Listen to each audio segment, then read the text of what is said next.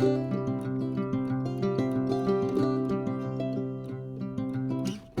folks, welcome back. I'm DaShannon Lovin, your friendly librarian, and I'm back with some book love. Let's chat.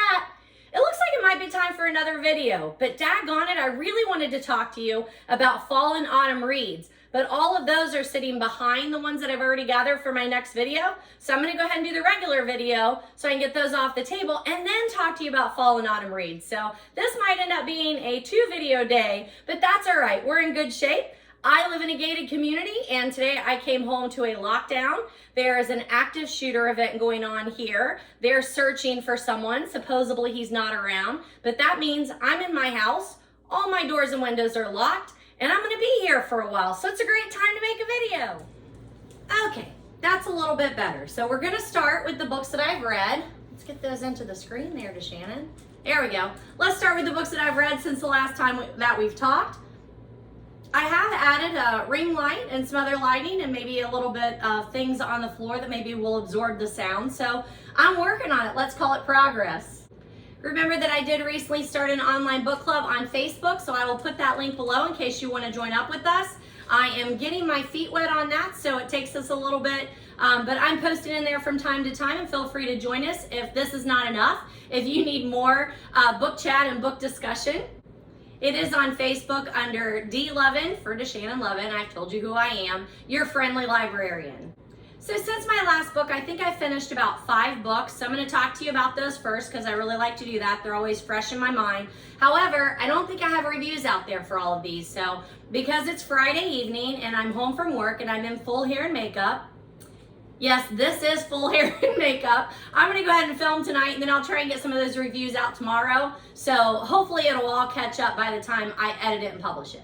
It's also gonna get super warm in here pretty fast. So when I take my flannel off, you'll see that I bought this at the Morrow Arts Center Festival. I think that's what it's called. I'll link it below again. They have a festival once a month, and I bought this from an artist there. So super cool. It's like a little bleach sprayed flannel, but it has a bookish talk on the back. So I'll show that to you when it gets a little warm in here and I take it off. The other thing is you can see my window right here that it is daylight, but it's gonna get dark quickly, so it's probably gonna change the look of the video.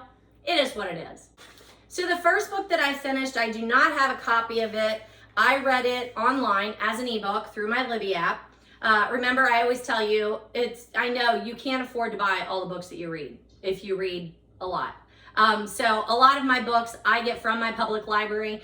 I really enjoy getting my books from the public library, but really through the app. So I like to do the ebooks and the audiobooks that way. I am at the beginning of a school year where I'm trying to get all of my kids' library cards though. So I've been dropping those off like pretty much every day. Stella has her squeaky toy. There it is again. So I have been dropping off those cards a lot here lately. So I'm back into the physical library quite a bit. So I have a little bit of a library book haul today too. But really, if there's a book that I'm looking for book club or something like that, I love being able to go onto my Libby app. I don't know what your public library app is called, but super friendly to use. It also goes through Overdrive, so maybe that's another way that you use it. But that's how I read a lot of my book club books because I don't want to buy every book full price. So the first one that I want to talk to you about is called The Lost and Found Bookshop. It is by Susan Wiggs, so I do have a good reads review out there for that one. This was the most recent book selection for our book club. Not the one that's online with the Facebook group that I just started, but the book club that I started in actual person about 25 years ago, maybe a little less than that. 23, 24 years ago, whatever. This is for that particular book club, so we do meet in person.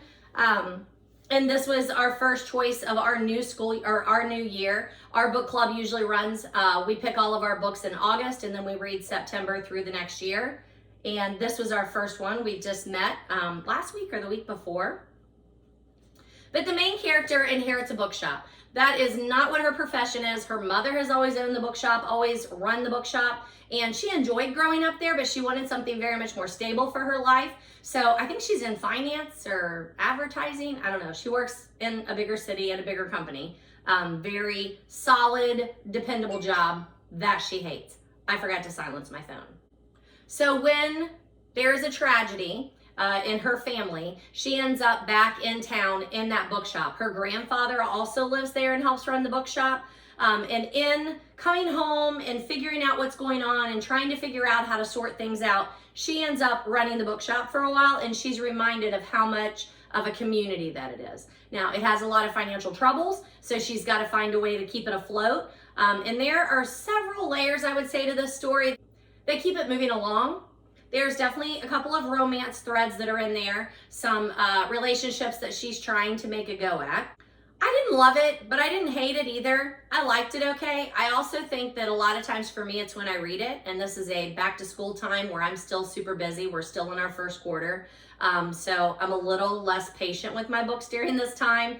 I like to sit down and be comforted by them, but I don't know. It wasn't a great one for me. I think I gave it 3 out of 5. Did I give it 3 out of 5? Ooh, I think I might have given it 2 out of 5. I might have. I think one of the problems that I had with this book, and again, this is completely personal taste, is that I thought it was going to be a cozier read than it was. It seemed to sell itself that way. I was thinking more like A Man Called Ove, or what's that one book called?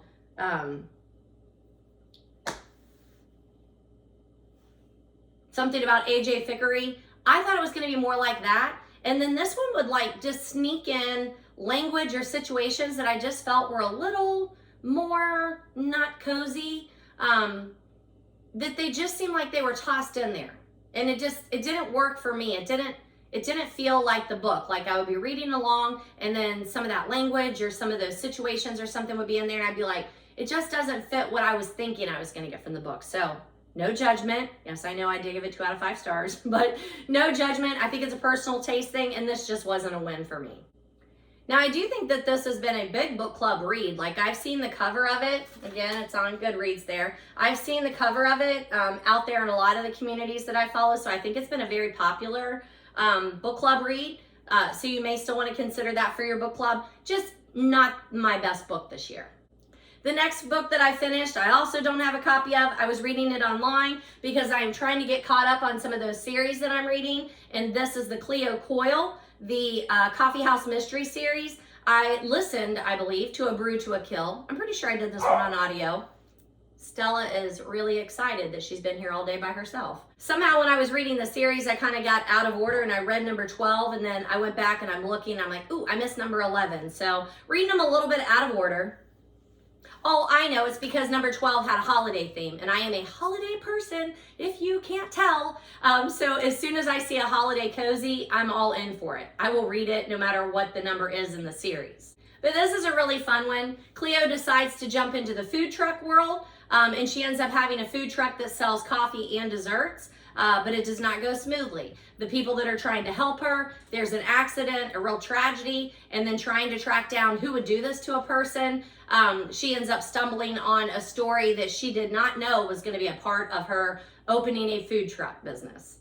Mateo's in this one quite a bit, so Claire and Mateo have to work side by side, and you start wondering how his story might be mixed in with this. So that part's super interesting on this one. Of course, Claire is still with Mike. So Mike ends up back in the story, and now you've got Claire, Mike, and Mateo. So it just added a nice little flavor. Number 11, you know, when we already have met these people in these situations. So I really enjoyed it. This is a great cozy series with great characters, and I will just continue on this series as much as I can because I really like it. Not only do I really like the book, but I really like coffee, so it's a win-win for me. So it looks like I might not have reviews for the other books that I finished. I feel that's not true. Oh, maybe it's right here. Yeah, it is right here. So I read this one. Now I borrowed this from the teacher that teaches next to me, Stephanie. She doesn't teach right here. At school, she teaches right here. But it is Shout by Laurie Halse Anderson. You can see that I've marked it up a bit with my Post-it notes. And I did already review this one, but I still want to just make a couple more notes before I hand it back to her because this is so, so good. The book is broken up into a couple of parts. I feel like there's 2 parts. I like that on this one it does show you all the awards that this book has received. It's ridiculous, as it should be. Every human being should read this book. You probably know Laurie Halse Anderson for some of the other books that she's written. Her most notable is Speak. When Speak came out, and it's probably been out now for 20 years, probably very close to when I started teaching, I think. It just took the world by storm. She definitely is on a lot of banned books because we as adults like to pretend like kids don't know this happens, like it's not happening to them, which is terrible. So she wrote Speak, and she wrote Speak because of this personal experience. I've also read Prom by her, and she has several others that are on my to-be-read list: Catalyst, Twisted, Wintergirls, and The Impossible Knife of Memory. So I will definitely read any book that she writes. She's incredibly talented. Her writing is incredibly honest, and this one is especially raw. Now, I don't really love the whole trigger warning thing, so I'm not going to do trigger warnings, but if you've read Speak, you know what the trigger warning would be on this one. But I will say that this is not only just raw language, but she is very angry, as anyone should be if you have suffered these events in your life. So, you know, absolutely no judgment, and I'm not telling you not to read it at all. I'm telling you every human being should read this. But I would definitely say high school or above, because she is very angry and is very open and honest about her feelings when this happened, and just the way that other people treat you, as if you're not the victim, but that you've brought this on yourself, or that it's not as traumatic as it is. And then she also talks about speaking about her experiences in schools with, you know, administrators or librarians or teachers, and just how that is received. And then the boys and girls that come up to her and talk to her about their experiences. So the fact that we ban any book where someone is telling their story is disgusting. The other thing, there are lots, obviously, of places that I would love to read to you, but I want you just to read the book yourself. But there was this one section, I think some of them are titled, yeah, this one's called Loud Fences, where she talks about a place, Ballarat, where she goes to speak, I think. Is she speaking there? I think she's speaking there. But she talks about a lot of places that she speaks. But she talks about the colorful ribbons. And I think, even though I know like there are yellow ribbons and pink ribbons and blue ribbons and black ribbons, I'm just not sure that anyone has adequately stated the way that she does. So I am going to read you that one section.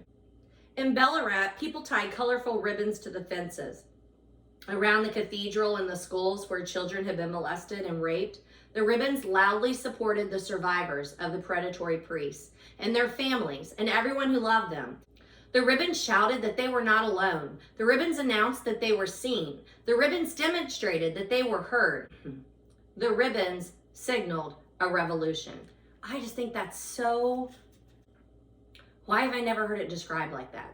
It's just such an accurate description of why we wear those ribbons, and why each ribbon has not only a cause, but victims and survivors, and just a show of solidarity that we see you, we hear you, and we want a revolution. I just think that's beautiful. So it says, a memoir and poetry by one of our time's most critical activists for sexual assault survivors. It's just, I need the book. I'm gonna have to just go buy it. I'm so glad that my friend Stephanie told me to read it. It is a wonderful book. So it didn't last long. It's hot in here. But here's the back of that shirt. So it says, Sleepy Hollow, Dead and Breakfast, book ahead. I've worn it a couple times already, and it's only October 1st because can't help myself. But I really love it. And like I said, I don't know the company that I bought it from, unfortunately, but I know that they sold at that market, the Morrow Arts Center market.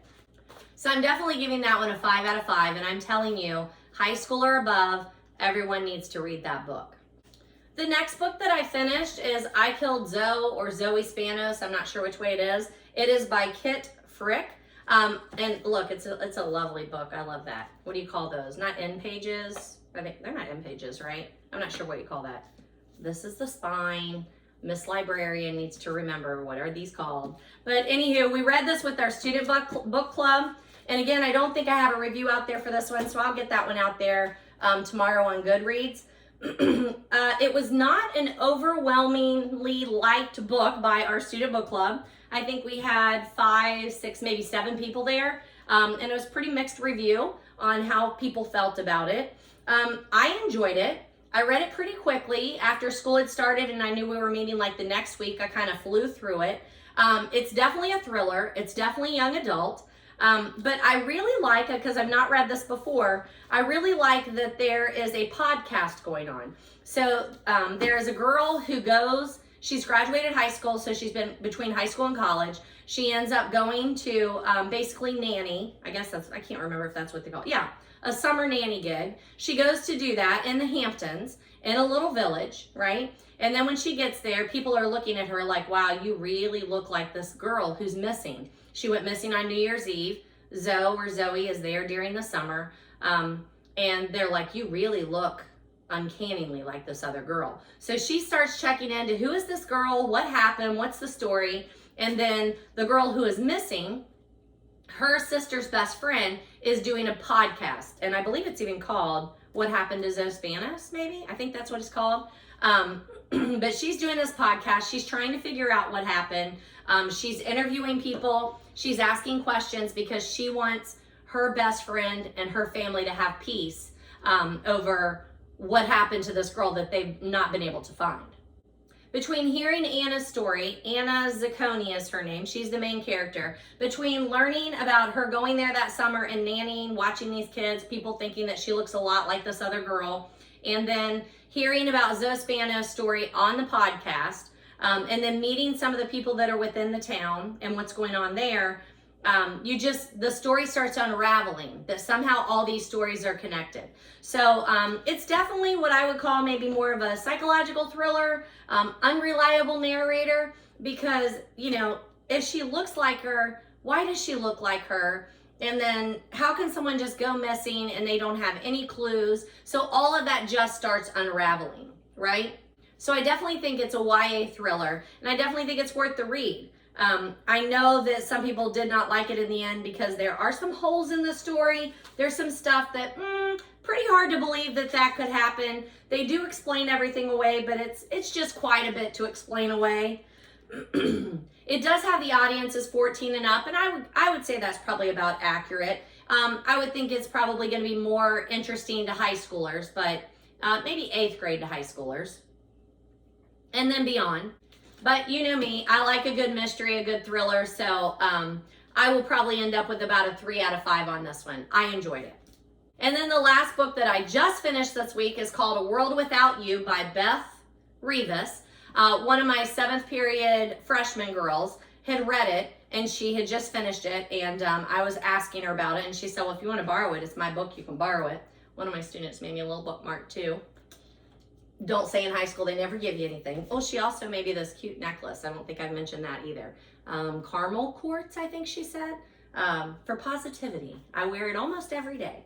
But she sold this to me as saying that it's a story about a boy who can travel back and forth through time. He takes someone with him, and then something happens. So then the rest of the story, he's trying to rectify what had happened when he took someone with him. So super good, definitely a mystery. Let's go with another unreliable narrator. I seem to see a pattern here. I do think unreliable narrators have been very popular in the last 5 years or so in modern fiction, but then also in YA. I mean, they've definitely, a lot of the books that I'm reading, I'm like, now don't you buy their story because you're going to find out you can't trust anybody and what they tell you. But 17-year-old Beau in this story is sent to a special school because he's got some issues. And while he is there, again, something happens to one of his friends, one of his close friends, and he is entangled in that. He feels a ton of guilt, and he's trying to work through that. So definite love story going on. There's a bit of a love story in this one, but really not much. Like, she's meeting some people, making some relationships, but not a big love story in that one. This one, he is pining for this girl that something has happened to that he's involved with. But again, I really like this one. I'm probably going to do about a 3 out of 5 again. Again, because when you get to the end, I'm just not a great ending for me. I feel like there's some holes in the story. They explain everything away, which is good. I did really enjoy it. I do recommend it. I think some of my kids or my students are really going to like it. And the girl who read it really liked it. Beth Revis has a couple of more books. It looks like it's a series across the universe. Million Suns? I think that's what that says. And Shades of Earth.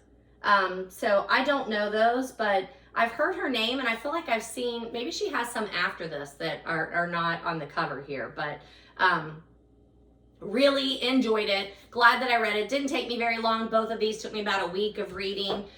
We usually open our class with about 10 minutes of independent reading. So by doing that and then reading some in the evening and finishing up on a weekend, it was easy to finish those in about a week.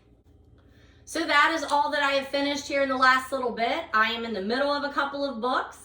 I'm listening to and reading Something Wicked This Way Comes by Ray Bradbury. I was really trying to hold off until October to do that, but I got the audio in, so I started listening to it, and then I'm like, oh, I really like this, but I really want to drink in some of those sentences. So I got the book out, started annotating a little bit, and then of course today I read the first chapters to my classes for First Chapter Friday, because it's just such a good example of a good classic read that is still so readable and so entertaining. And then I have 4 copies, I think, in my class, and they got picked up today after I read those first 2 chapters. So that's always very gratifying.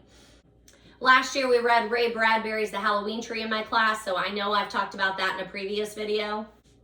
I am still reading Jen Wilkin's None Like Him, 10 Ways God is Different from Us and Why That's a Good Thing, and I plan to finish that this weekend. I'm very close to the end. Now this is one where like you read and then it's got like a little, like short answer workbook kind of thing in the end. So I've been meaning to take my time on it, but I'm ready to wrap this one up. So I plan to do that this weekend and then start a new devotional for the month of October. I also started listening to a podcast. Rachel Hawkins and then 2 other authors are doing the podcast. So I'll talk about it more once I finish it, but it's called Beatrix Greene. So you can search for it that way wherever you find your podcasts. It is on the platform Realm. I don't know if it's not platform, is it? Podcast would be the platform. It is with the company Realm. I think that's the better way to say it. So, I listen to My Favorite Murder podcast. No, My Favorite Murder podcast, and it is hosted by Exactly Right. So I think that's what this means when it's like Beatrix Greene and it is hosted by Realm. I think that's probably the correlation, but definitely a seasonal read. So put that on your October list for sure. I don't know how many episodes it's going to be, but I'm really enjoying it. It's a very nice, spooky read. It is the story of the main character is a medium, or she's acting like she's a medium, sometime in the 1800s. And by doing that, she gets pulled into a job where a guy wants her to go to a house, castle, estate. And he wants to know if it's really haunted or is it not. And because she is supposedly a medium, she should be able to do that. So she knows that she can't do that, but she goes anyway because it's really good money. And then strange things happen. So sounds like a good seasonal listen to me. I love podcasts. So this is just an interesting way to listen to a story in a different way through episodes. I think that I mentioned lately that I have started watching some Facebook Lives with the group called Killing Time with Cozies. It's hosted by Beach Bum Books. No. She hosts some YouTube Lives where they talk about different cozy mystery books. I'm a big cozy mystery fan. And in addition to talking to those, you can talk about any other cozies that you're reading. And it's just an interesting conversation. I've made it to a couple of their live conversations on YouTube. They do those on Saturday. They also do some reading sprints throughout the week. I haven't been able to make it to many of those. I think maybe Tuesdays, I think so. But there are several people that are involved in that. So sometimes the other channels will host reading sprints. If you're not familiar with reading sprints, it's just a good way to motivate you to read or to be able to get through a book. And you can have a little conversation on the side, and then they'll be like, okay, at the top of the hour, let's sprint for 10 minutes. And that means like you're gonna break off and you're gonna read for 10 minutes. Then they come back, they'll say, how much did you get done? Are you enjoying it? Would you recommend it? That sort of thing. So just a whole new little facet to reading and reading with a community of other people who read the same kinds of books that you like. That is hosted by the Beach Bum Bookworm, and it's called Killing Time with Cozies. So again, you can search her out on YouTube. She has a YouTube channel, and then she does those live YouTubes, as well as some nights where she's hosting sprints. I've also seen that she's had some interviews, but again, it's kind of hit or miss as to when I get to watch, but it looks like some really good interviews with some cozy authors. So for that particular group, they do, what do they call them? Challenges, reading challenges maybe? So each week there's a different book that you can read. They've been making their way through a series. And so I've been reading those. That is, what's it called? Hummus and Homicide, and Stabbed in the Baklava. So I started both of those. I'm almost finished with Hummus and Homicide, and then I need to return to Stabbed in the Baklava. I don't know what the book is that they're talking about tomorrow. I don't think I ended up seeing that for some reason. I don't know why. But then I think in another week, the book challenge is to read a book with a dog on the cover. So super easy for me to do. So I'll probably do a Carol Newsom. Fur Boys, I think, is the next one in her series that I would like to read. So that'll be a good one. I plan to pick that one up. And then this whole month of October, they are doing a Wonkathon, and it's Willy Wonka themed books. So they have a bingo board of how all that plays out, and then you can choose any kind you want to. You can do straight across or up and down or diagonal or a coverall. I highly recommend that if you're into cozies that you look up that group. I'm going to go run and get the other book that I'm reading. So it's starting to get just a tad bit dark in here, so hello, I turned on the lights. But I am reading Mary Roach's Fuzz. It's a great cover. This is, I thought there was a, When Nature Breaks the Law. I'm like, I feel like there's a subtitle on that. But I'm a little bit into it. I got it from our Blanchester Public Library after seeing the review on this great Facebook group. I think it's called New Book Reviews. I'll see if I can find that one and link that below too. But the lady on Facebook does an amazing job of showing you the covers of some of the new books that are coming out and then giving you a short summary. And I'm telling you, my to-be read list has skyrocketed since following that Facebook group. And then the last book that I have started reading is this one. I borrowed it from somebody in Book Club. It is Richard Osman's The Thursday Murder Club. I love that cover. I've seen it everywhere. And when she brought it and said, does anybody want to borrow this? I'm like, yes, I have 4,000 books on my to-be read list that I have at home, but I would love to borrow your book and read it instead. So I've started reading it. I also started listening to the audio, but this, I don't know how to say that without it sounding like a snob, and I swear I'm not a book snob. Like, I read anything. But it sounds like a snob when I say I started listening to it, and it's very literary, so I have to both listen to it and read it, or I definitely have to go back and flip through to remind myself because it's super detailed. Super good book. I think it's going to be one of those that I really, really like and maybe get on that short list of what I think our book club should read next year, but I am loving this one too. And I feel like it's pretty seasonal. Yes, it's a murder mystery, I would say, but I feel like this is going to be pretty seasonal. So I'm glad that I picked it up at the right time. So that being said, I have a couple of corrections, revisits, and updates for that section. So let me move the table around and then we'll get right back at it. So I forgot to mention that I got this in the mail, and it is the Vogue September issue, which is pretty cool. Because remember, I think I've said, I love the Vogue September issue. Like, I go and purchase it. But when I had a hard time finding it this last season, I went to my local CVS, I went to my local Kroger. Where I teach it in Blanchester is super, super small. So they don't carry it anymore at those two places. So I just had a hard time finding it. So then after church one day, I feel like I ran into like 2 more places. They didn't have it. And then I think I finally ended up going into Target. That's where I ended up buying it. Of course, when I ran into Target, I spent $40 on the September Vogue because I also had to buy several other things. A cool notebook and some pens and a Starbucks and goodness knows what all. But anywho, after complaining on Facebook about the fact that I no longer can buy just the September issue, one of my former students and current friend was like, you know what? I'm pretty sure I can get you a free subscription to that because I have all these points here, there, and everywhere. So let me try. And it worked. So thank you very much, Lindsay. I appreciate it. My first free issue came in the mail. So on to some of those corrections. So I know at least the last video, if not the last 2, I was talking about Alex Erickson. This is a series that I have quite a few up here. This one is a bookstore cafe mystery. I'm going to talk to you about this one when I talk about the fall reads. This is Death by Pumpkin Spice. I also love this series. It's a fun one, but I knew that he had a new book out, or at least I thought he did. So like I've had it on my calendar. I was really excited to read it in September. And then a couple weekends ago, I was up north for a scrapbooking event, and I specifically drove back so that I could go by Books & Company, which is an independent bookstore in Dayton.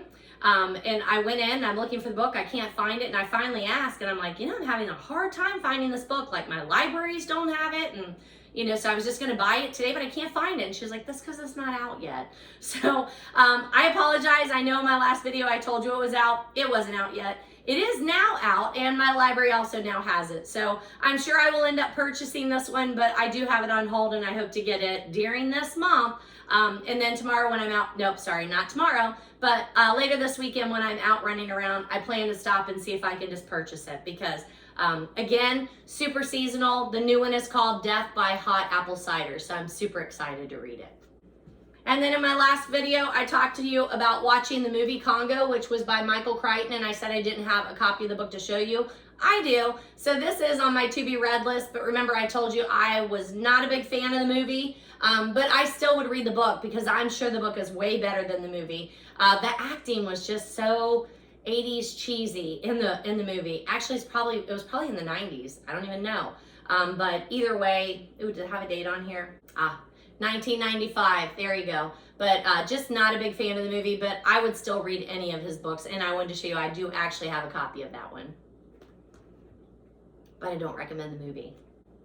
I talked to you about A Spot of Bother by Mark Haddon in the last video, and I'm gonna put a review out for that tomorrow. So again, I'm gonna mark it off as done because tomorrow I should be here and I should be able to get that review out. And then the last revisit, correction, whatever, I did talk to you about the Harry Potter books in the last video, and I mentioned that there are 2 narrators. So I just, again, wanted to show you that I have these CDs, and these are narrated by Jim Dale. So there are 2 narrators. There's a narrator that does basically the American version and the narrator that does the British version. So I'm thinking for the next one that I might listen to the British version because I have listened to these so many times and I love them every time I listen to them.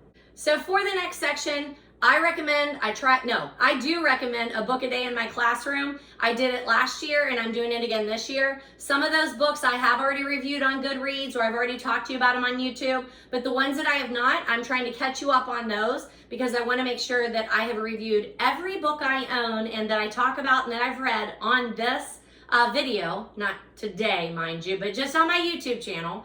And so I'm going to catch you up on some of those. So give me a minute to change the table around. So I think I have this about right. Here are some of the ones that I wanted to talk to you about. I've already recommended these in my class, but I had to add book reads reviews. I didn't already have them on there. I haven't talked about them with you on YouTube, so I want to add those on there. And then at some point in the future, I plan to just go through every one of those books, but we're on like day 28, I think it is, of school, so I don't want to get too far behind on those. So I have already recommended Let's Roll, and I have recommended a Laurie Halse Anderson, Prom. I already read and recommended Speak by Laurie Halse Anderson. Today I recommended Shout, which is her personal memoir, so we're adding that to the Laurie Halse Anderson stack. And then I have this on my to be read list. This is Senior Year is Twisted by Laurie Halse Anderson. So adding that to my to be read list. I talked to you about Mitch Albom. I believe it was in episode 15. I talked to you about Tuesdays with Morrie. But I don't think I mentioned either one of these other 2 books that I have by him that I recommend in my classroom. And that would be The 5 People You Meet in Heaven and For One More Day. So whereas Tuesdays with Morrie is a nonfiction memoir kind of book by Mitch Albom and probably the one that he is most notably known for, these 2 are fiction. But you can see all of his books are very similar in size, length, and even the way that they look. And my boys, when I was in the library, they always really liked Mitch Albom, whether it be his nonfiction or his fiction book. And I think that you can tell that Mitch Albom is a male author and that he really does seem to pull in more of those male characters and their stories. Now, all of his books are very serious. And For One More Day, the main character is involved in an accident. So you're not quite sure if he is dreaming or if he has passed on and he is, thinking of his life from the afterworld. You're not really sure, but he's thinking about the fact that if he just had one more chance, what would he change in his life? So a super emotional book, but very inspirational and thought-provoking and makes you very reflective. And then same thing with The 5 People You Meet in Heaven. The main character works in an amusement park and in trying to save someone else, He ends up losing his life, and when he gets to heaven, there are 5 people in heaven that you will meet. And not all of them are people that you would think. Like if I ask you, like, who are the most influential people in your life, they might not be these 5 people. So again, just a super inspirational, thought-provoking, reflective kind of book. Highly recommend any Mitch album, but I've read those 2 and Tuesdays with Morrie by him. I haven't talked to you about Sherman Alexie's The Absolutely True Diary of a Part-Time Indian. You can see it did win the National Book Award. There are not many days in my classroom that this book is not mentioned or that I don't see somebody reading it or someone asking for it. Happened today. So super easy to recommend this one. It's funny. There are some serious issues dealt with this, but the humor definitely makes it a little more approachable, especially for my freshman guys.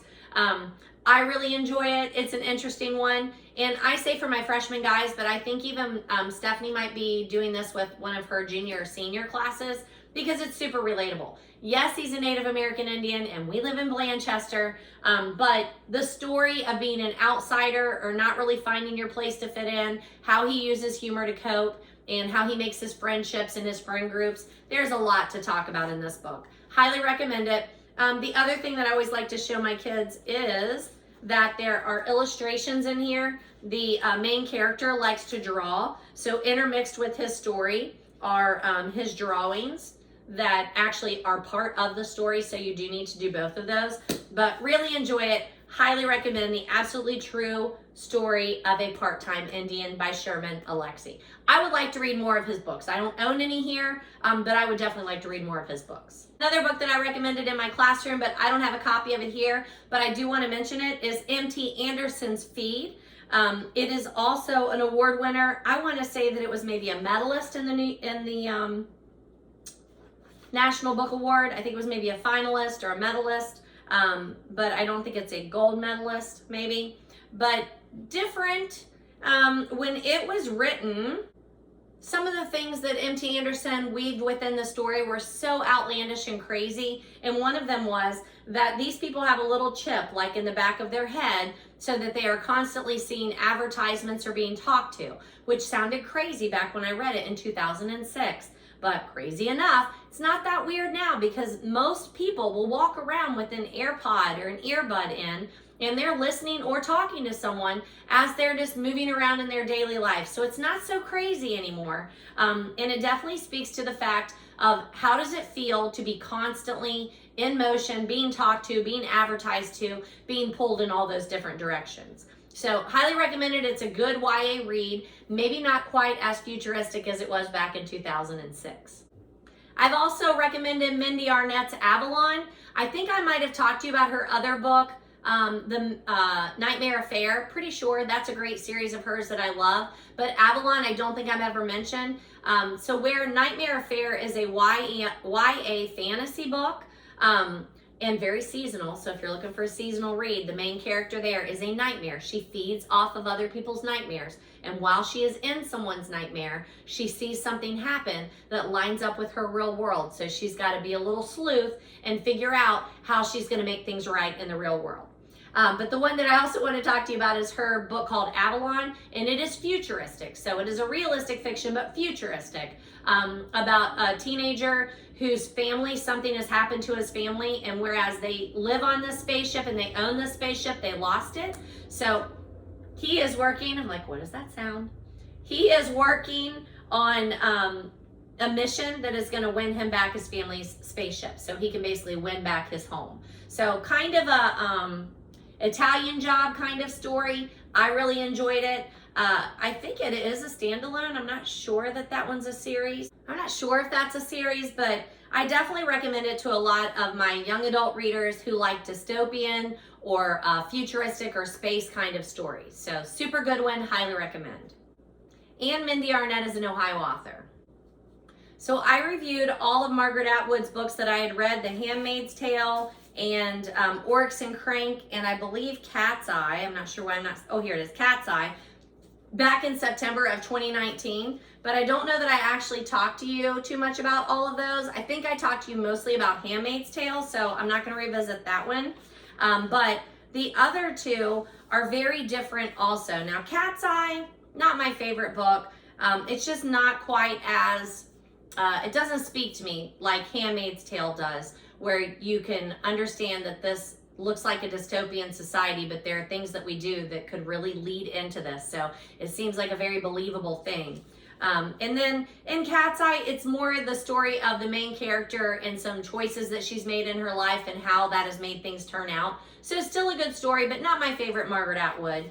And then Oryx and Crake is ridiculous. It is a post-apocalyptic novel. If you like post-apocalyptic novels, and in this world, Oryx and Crake it's very Atwood-esque. You can tell it's her and her thinking and how her mind is like, you know, we're only a short step away from that actually being able to happen. We're only a few steps away from being in a post-apocalyptic world. And you know, with COVID, might not be the coziest of reads because things seem like, yeah, they're a little more plausible than they should be, but it's more of a cautionary tale told by, I think his name is Snowman in Oryx and Crake, where he is helping rebuild this world, and it's not pretty. There was a television show in development, but I'm not sure that ever came to fruition. I don't remember that ever coming to fruition, whereas Handmaid's Tale is a very popular one. I think it's on HBO, so I've not got to watch it yet, but high reviews on that. I also talked to my students about Chris Crutcher's books. I don't own any Chris Crutcher books, but I've read several.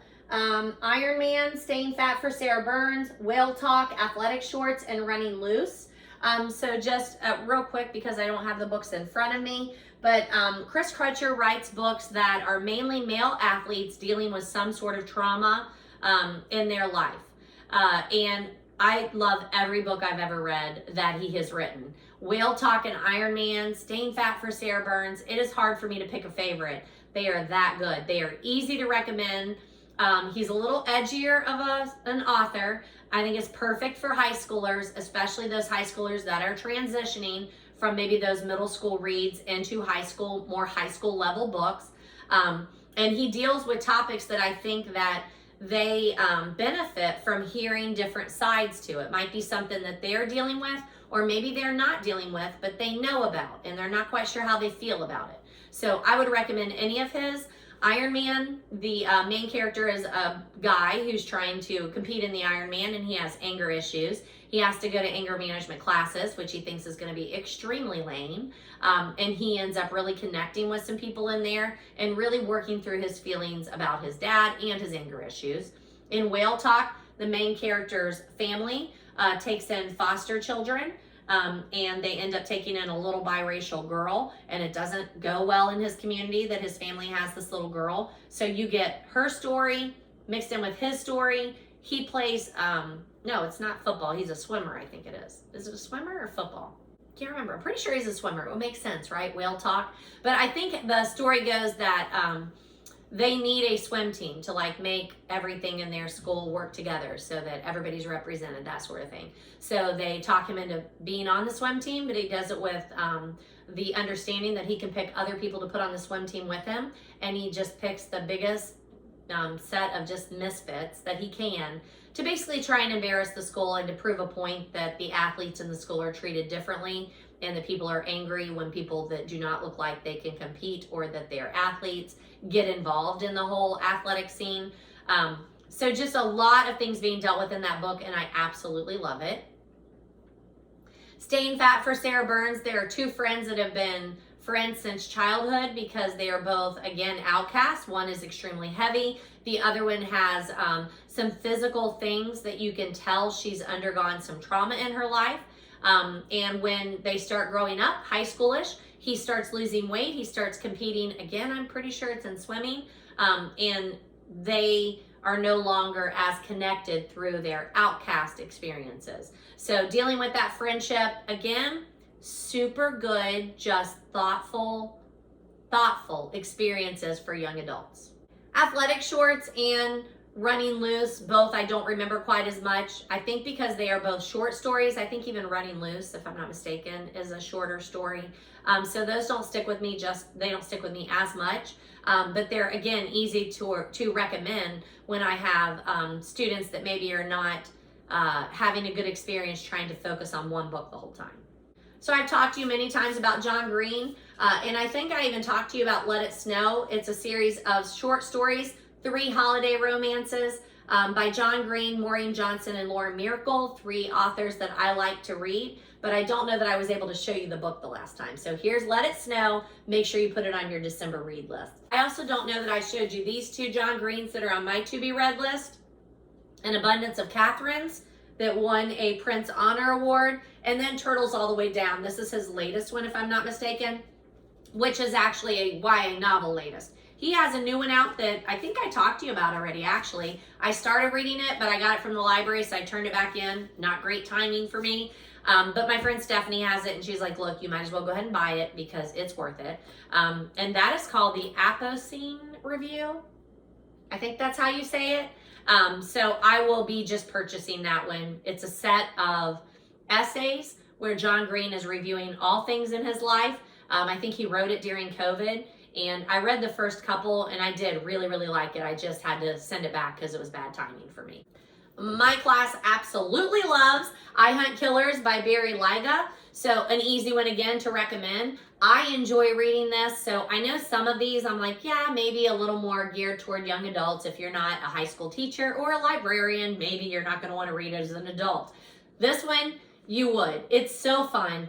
I say that and that sounds terrible because the main character's dad is a convicted serial killer. He involved his son in some of his activities. So when his dad goes away to prison and another murder happens in their town, the main character, Jazz, really wants to get in there and help the police find the killer because he knows all eyes are on him, thinking that he's taking after dear old dad. So it is a series. I think I've only read the first one in the series, but I love it, love it, love it. And I have done, I know at least the first probably 2 chapters.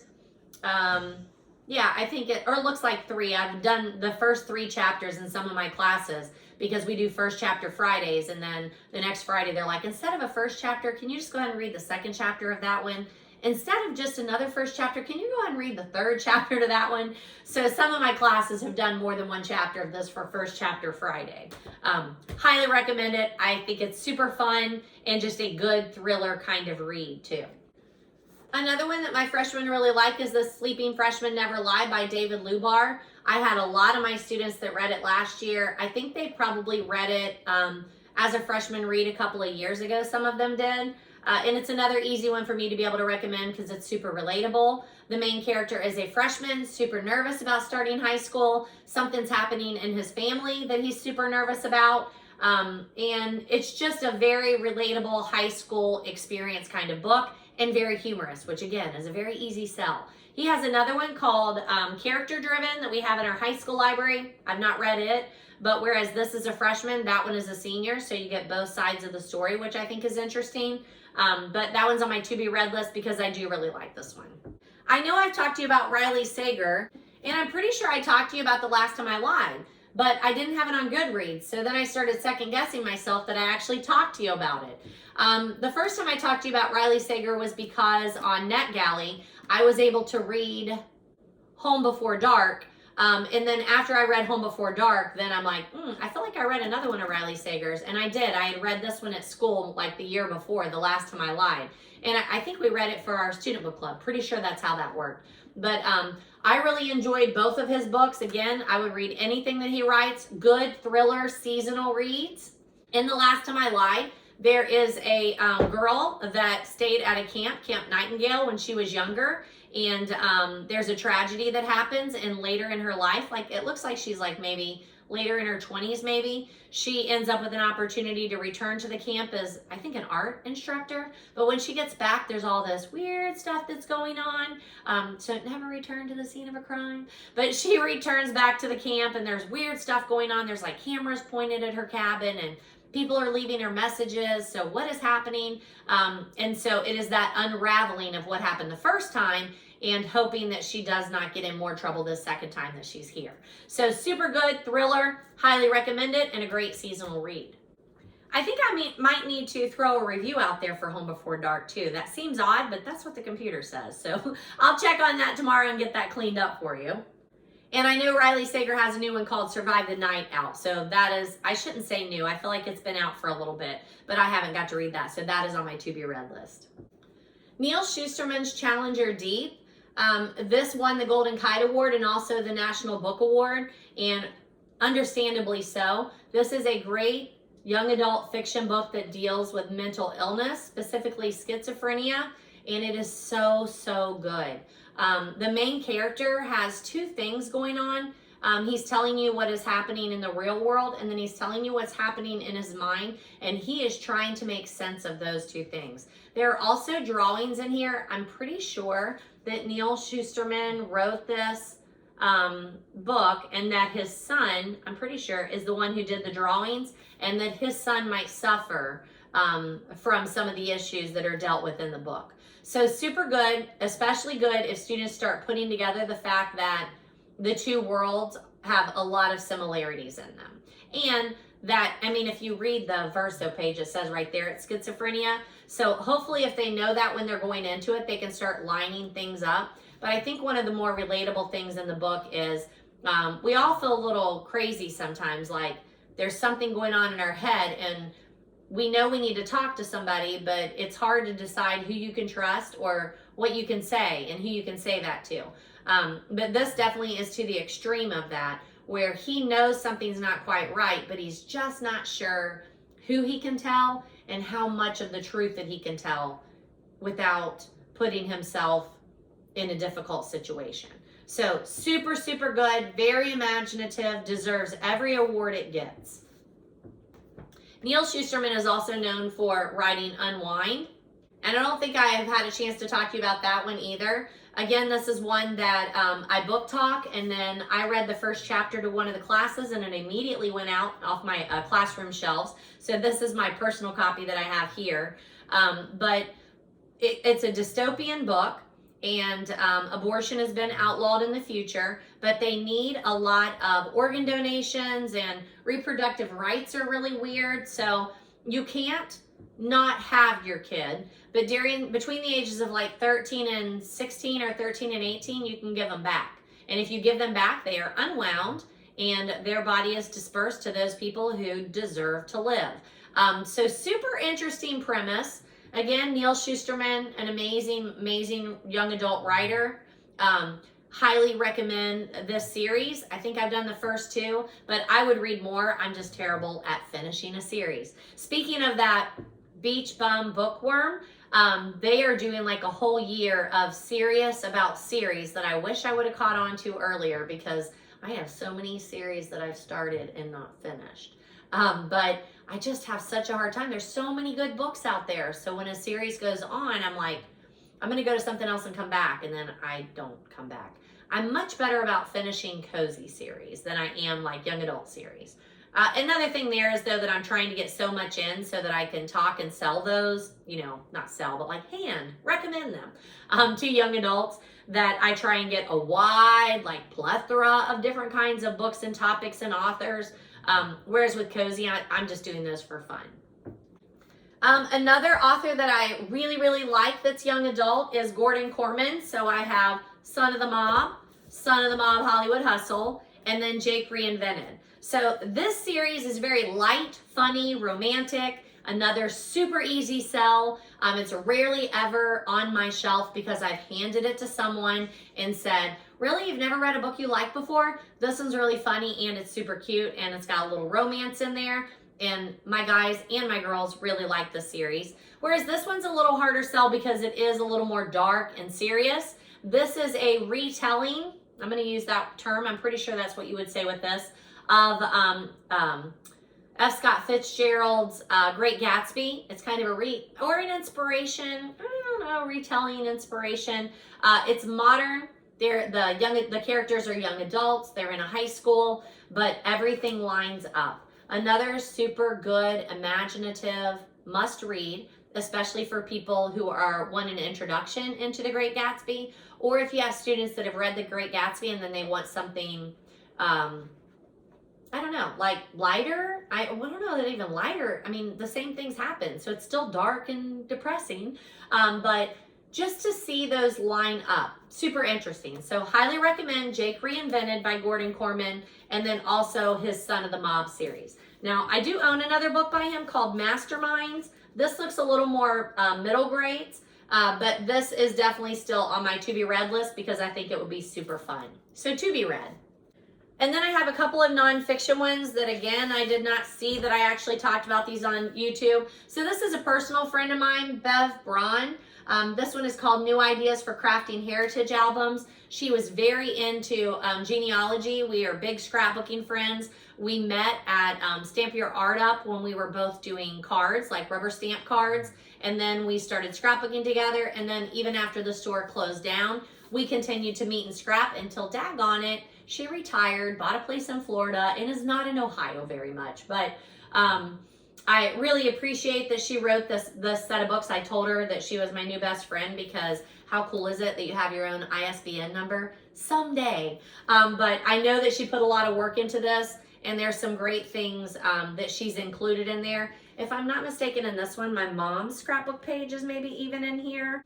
Or maybe my mom's page is featured in one of her other books because she had a book before this one called Crafting Your Own Heritage Album.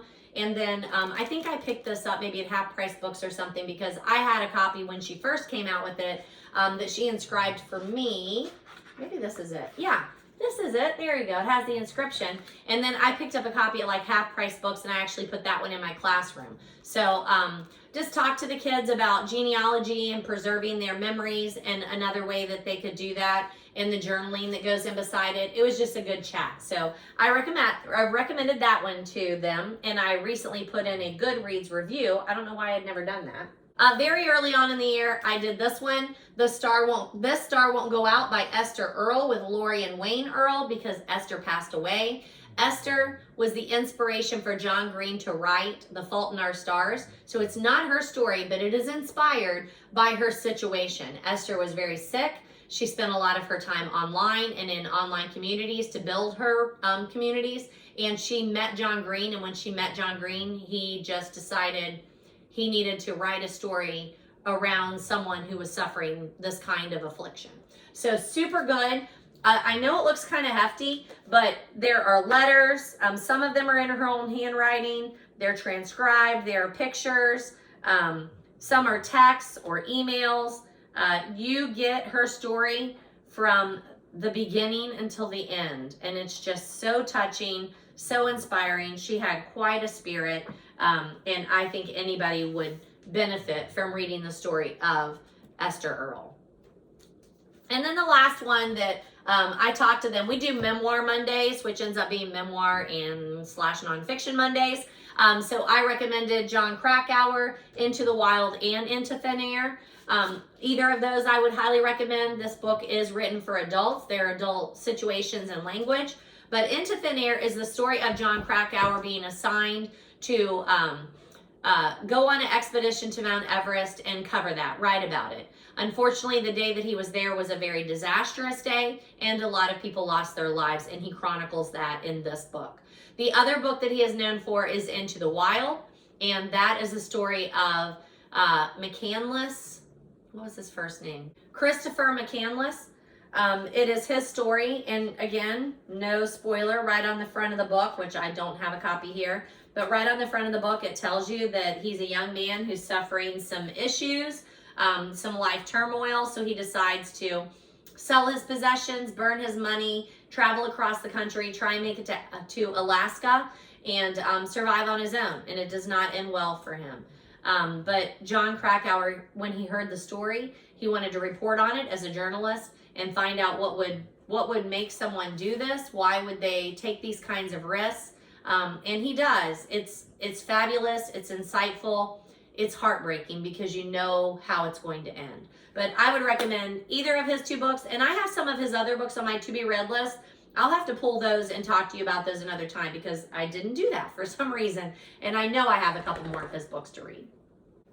So that catches you up on some of the books that I've recommended in my classroom that I have not recommended to you. So adding those to my YouTube recommended shelf. There's a fly in here. Why? Where do they come from? Shouldn't they be dead by now? So I got a bit of a book haul to talk to you about. So I'm going to do my drink real quick. It's called Neon Zebra. It is a strawberry daiquiri mix. So you have to mix this with whatever you want to mix it with. So that's in as what is That's what's in my cute little, it's pumpkin spice season mug. So yeah, it's not a wine glass, but there's that. That's what I like to drink out of. And then I also brought in the reinforcements, a little bit of candy corn. So I'm gonna move these puppies over here. I think that'll work. So in addition to the September Vogue issue, I have another publication that my sister gave me, the Best of Cincinnati City Beat. It's the Best of Cincinnati 2021. The magazine is City Beat. I love these. I love whenever they tell you, here's the hot and happening places. Things like best hot chocolate bombs, best peanut butter curry donuts, the best taste of Honduras without leaving Kentucky, best coffee pop-up shop, and that's the Proud Hound, which definitely had gone there over the summer. Best tater tot waffles. I just really enjoy these lists because I love to run around, especially in the summer. Not so good at it once fall hits and once school's back in session, but I have really enjoyed looking through this, and I plan to pretty much finish this up over the weekend in my reading. And I don't think I talked to you about this. Now, I got this for Christmas from my brother-in-law. He bought it when they were on one of their little weekend travels. It's the Campfire Girls in High School by Helen Hart, but I noticed that I didn't see it in any of my other book hauls. So wanted to show you that. It's super old, but I do plan to read it, and I have it on my shelf here in my library. So I'm not going to promise that I get this book haul exactly right for where everything came from, but I'm going to try very hard. So you know I get a lot of my books from Goodwill. I know that this one came from the Goodwill Boutique in Montgomery. You can see it was $2, and it's still shrink wrapped, so they never even looked at it. And it's Brain Games CSI Crime Scene Investigation. And it looks like that you actually break the cases. So super excited about this one. I think I have said that my husband and I do the New York Times crossword, the daily crossword. They're just very short, like 4 or 5 across and down, a little square. And we do that every day as much as we can together. It's an app that comes in on my phone.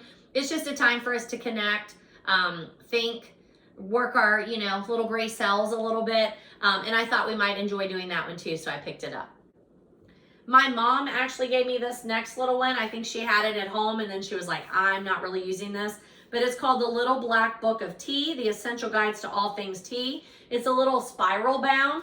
And again, just a nice little resource to tell you how to fix different kinds of tea, all the different kinds of tea that there are, and give you a little bit of history about tea. So little contents is on there, but super cute little book with a little elastic strap. So that will go over by my Keurig.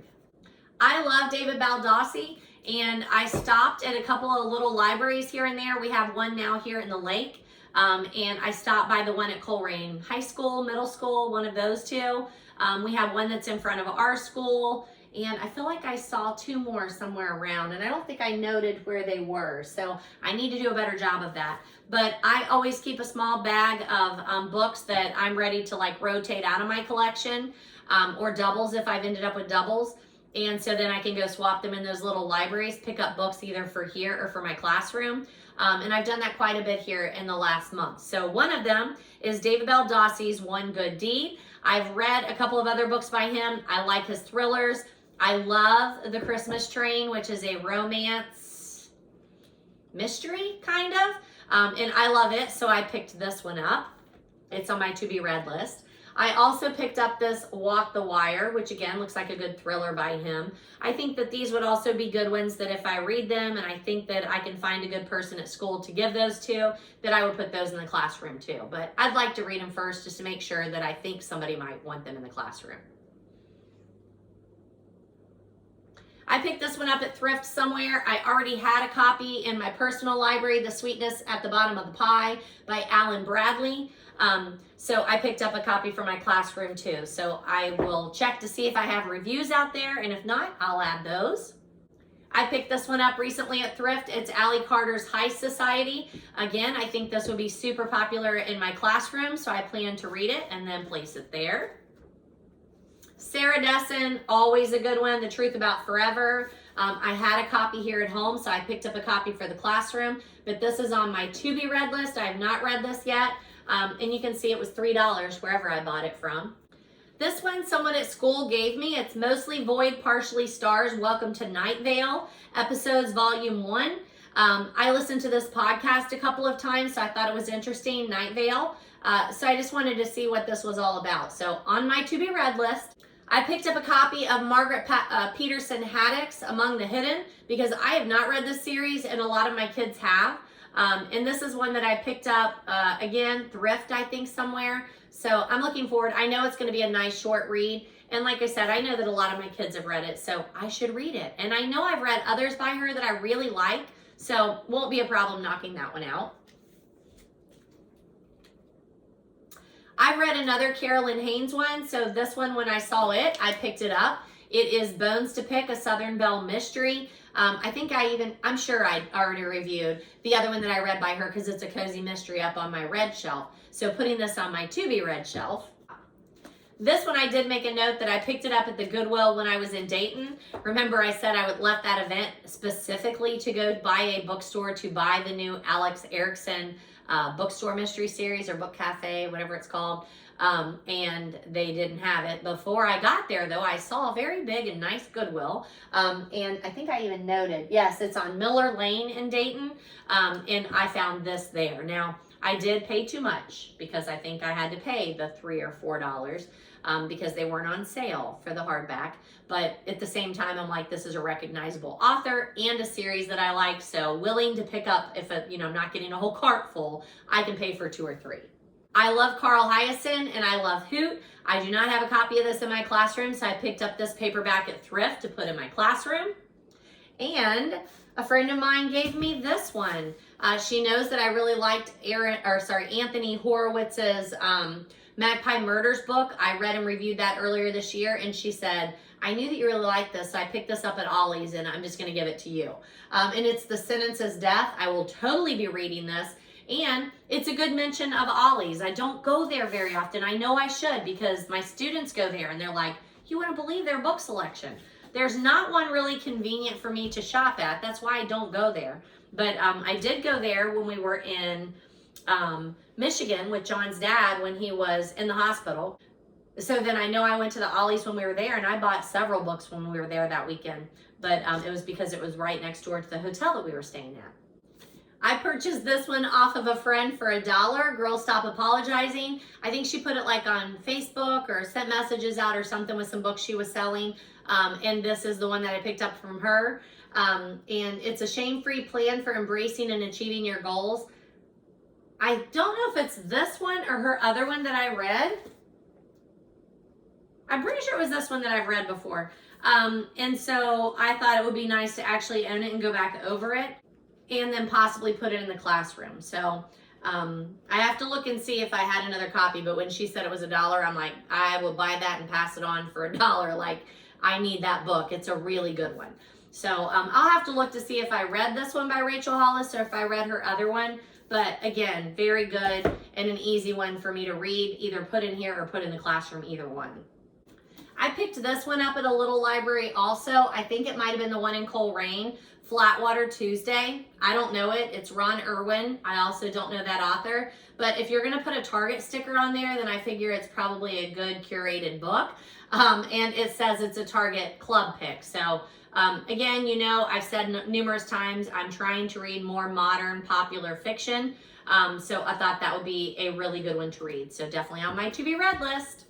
I thrifted a copy of Barbara Kingsolver's The Lacuna. I love Barbara Kingsolver, and I have not read this book yet. I own it.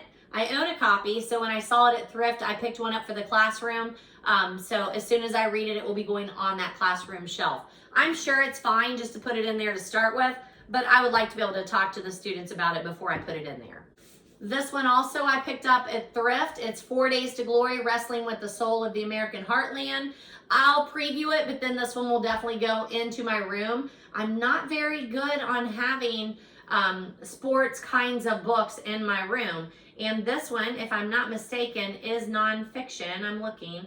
The story of America is told through its small towns and their connection to the sport, a means of mattering to the folks next door. So I just think it might be a good one that I might have some boys that want to pick it up and read it. I also thrifted a copy of Jhumpa Lahiri's The Lowland. And this is she won the Pulitzer Prize. I've read 2 or 3 of her books. So this one's on my to be read list for sure. When I went into Target to pick up the Vogue September issue, this is the other thing that I forgot to mention that I picked up, and that's Green Lights by Matthew McConaughey. We are reading this with our book club. I don't remember what month, but again, my friend Stephanie had already read it and listened to it on audio. I've had the audio and the book on hold from my public library forever. So she said, it doesn't matter. You're going to want to own the book anyway, but listen to the audio too. So I'm still on hold for the audio, but I did go ahead and buy the book. I'm sure it's one that I'm going to want to mark up and annotate. So glad to have purchased that one, and I got whatever the Target discount is.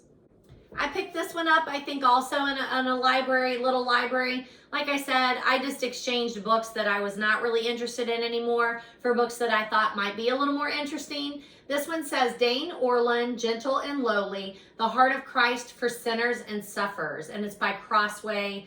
It's a Christian living kind of book. So again, I just thought I might find it interesting, so I picked that one up.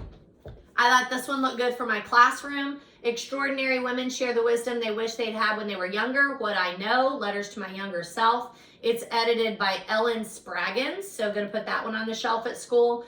Lots of people are mentioned here: Madeleine Albright, Macy Gray, Cokie Roberts, Trisha Yearwood, Eileen Fisher, Maya Angelou, Leanne Womack, Nora Roberts, Queen Noor, Olympia Dukakis, Vanna White. So these are a lot of names that I've heard. I would like to hear what they have to say, what kind of advice that they're throwing out there. So pick that one up for the classroom. This one's the one that I got from our Lake Lorelei little library. I wish I could remember what books I dropped off, but I'm not going to remember that. But this is Andy Ware's Project Hail Mary. He's another author that I would just like to read, and I'm not yet. He's had several books that have been turned into movies. And then I just think this one sounded exceptionally good. Now, it did not come with a dust cover, but because I recognized his name, I thought this is definitely one that I've been wanting to read something by him. And then remember my friend Gail Wise suggested that I order some of Jen Wilkin's books. So I ordered the one that I'm going to finish tomorrow, the None Like Him. And then I also ordered this Women of the Word. And then I ended up picking it up at a thrift store. So I have a copy, and then I have a copy to share. If you are someone who wants to read this book, if you want to do a buddy read, I am happy to do a buddy read. I will send it to you.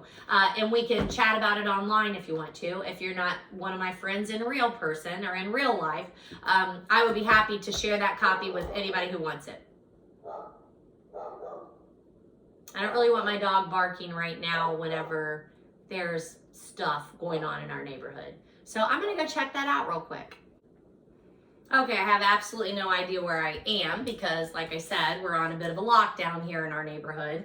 Supposedly the person was seen on film leaving in a stolen truck, but my Stella, who never ever barks, just barked wildly. Why? Today. I'm sure that there's been a lot of commotion here in our neighborhood today while I was at work. So she's probably really on edge, but I got my friend on the phone and then went up and checked it out. I don't see anything, but who knows? How crazy is that?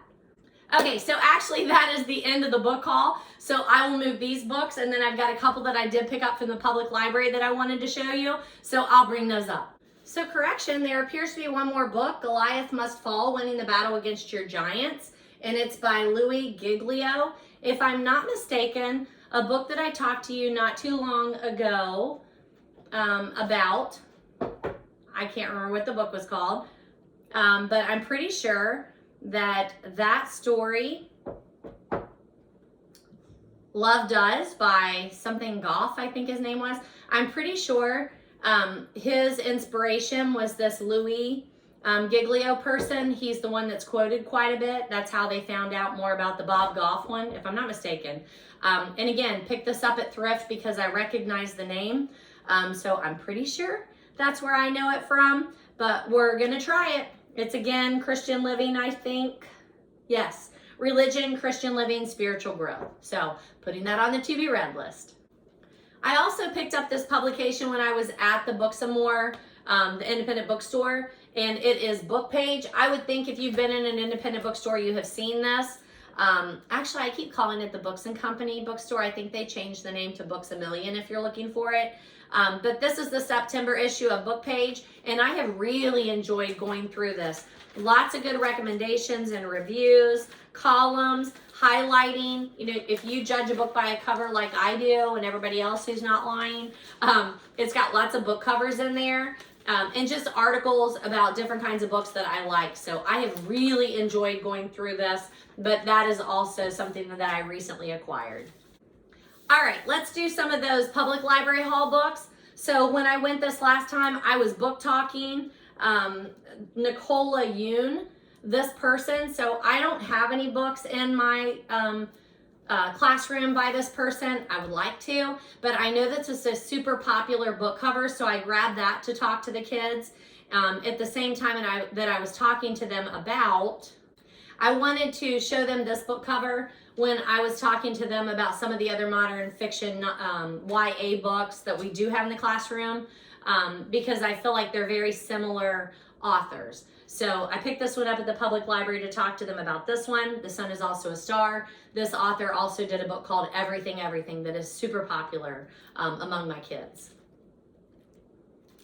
I have not read either of those two books. So got this one. I'm not sure I'm going to get it read by the time I have to take it back, but I wanted to at least get it and be able to show them that cover. I also picked up this one, Wintering, The Power of Rest and Retreat in Difficult Times by Catherine May, because I have seen this so many times, and I'm pretty sure this is also one that, remember that Facebook group that I talked to you about, new book releases? Pretty sure this is one that she put out there that I thought, oh, I think I might really like that. And this particular book is one of those, like, read a chapter a month, so I'm probably going to end up having to buy it anyway. But I wanted to at least get it started to see if it was one that I thought I might like. So it starts in September, and then October, November, December, January, February, March, and then late March. So it might be one of those books, again, that I want to buy because it's going to take a while to get through. I also picked this one up, Take Me With You When You Go. It's by David Levithan and Jennifer Niven.